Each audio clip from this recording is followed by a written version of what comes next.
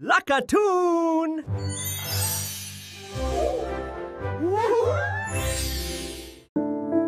කොහොමත් එක කාලෙක හරිම රස්නේ ගිම්හාන දවසක්. ඊර හොඳටම පායලා. පොළව හොඳටම වේලිලා තමයි තිබුණේ. කපුටු පැටියෙක් ගහසේ උඩින්ම පියාඹමින් හිටියා. එයාට හරීම පිපාසයක් දැනුණා. ඒත් එයා කොච්චර බැලුවත් වතුර පොඩ්ඩක්වත් හොයාගන්න බැරි වුණා. අනේ දෙවියනේ, මට වතුර ටිකක් ඕන. නැත්නම් මට තවත් ඉගිලෙන්න නම් බැරි වෙයි.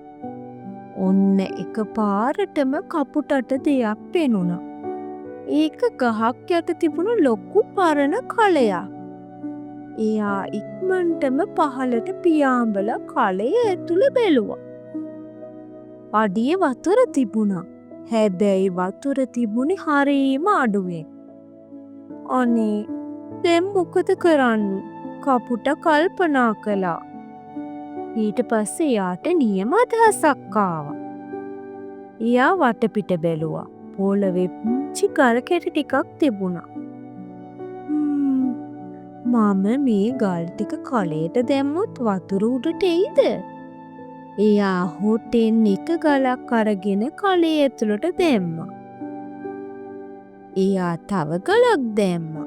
තව ගලක් දැම්මා. ආයි තවත් ගලක් දැම්මා.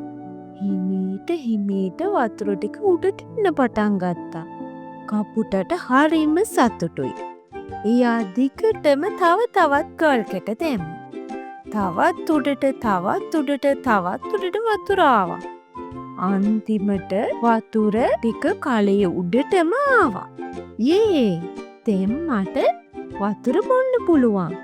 පිපාසෙන් හිටපු කපුට සීතල වතුර බිව්වා. දැන් එයාට ආයිම ශක්තිය දැනුණා. එයා අත්තඩු ගහලා සතුටින් පියාසර කරගෙන ගියා.